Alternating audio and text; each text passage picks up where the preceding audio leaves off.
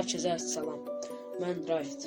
Bugün sizlərlə sunacağım videonun mövzusu The Kavis adlı kanalın videoları qurğudur, yoxsa gerçəkdirmi? Gəlin sizlərlə bu kanalın öz keçmişinə baxaq.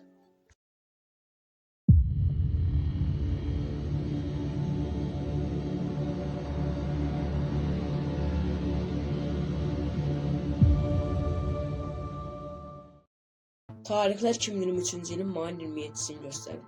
The Kavis YouTube-a gəldi və çox tez məşhurlaşdı. Amma bu qədər abunəni və izlənməni necə qazandı və necə məşhurlaşdı? Kanaldakı videoların 90% yalnız shorts formatındadır.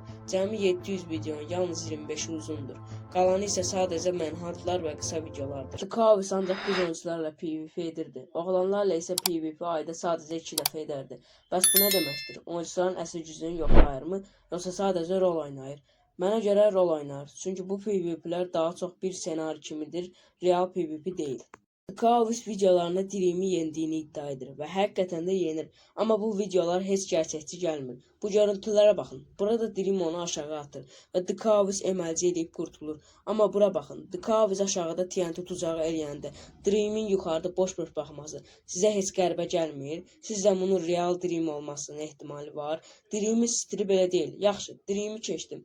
Dream'in dostları yuxarıda The Kavis'in elədiyi tuzağa baxıb heç eləməməsi artıq oradakıların Dream və dostlarının olmasının ehtimalını yüksək vəziyyətdə aşağı salır. Bu videonun bəziləri qəsdən montajlanmış hissələr kimi görünür. Bloklar isə çox fərqlidir. PvP stili isə tamam başqa cürdür.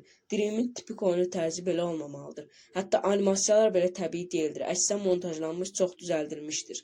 Və Dream də bu videolara bağlı cavabını verir. Gəlin Dream'in The Kavis'ə cavab verdiyi videonu izləyək. Hey DeQuavis, it's Dream here.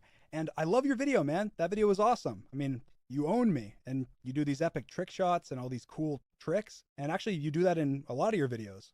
So because you're so talented, I'd love to 1v1 you. You can pick the time, you can pick the place, you can even pick the items. And I'll 1v1 you.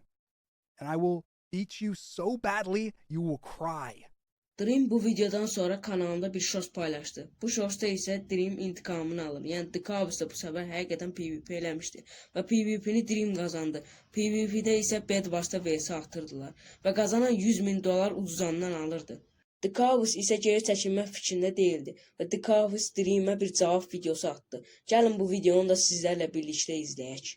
Dream, DeQuavis here. I know you're down bad for views, but I got over 500 million more views than you did in the last 30 days, so I really don't need any more, but I would be down to take your money. So the only way I will accept your request to 1v1 me is if the loser has to pay the winner $100,000. I'll send the contract over. Bu tip videolar izləyiciləri çaşdırır. The Kavis'in bütün videoları performans kimi hazırlanıb. Onun PvP'ləri sadəcə roldur. Yəni real oyuncular bu cür PvP'ləri oynamaq üçün bu qədər vaxt sərf etməzdi. Dream real bir oyuncudur və onun stili çox fərqlidir.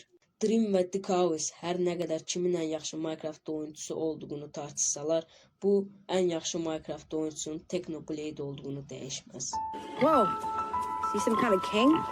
No. That's a legend.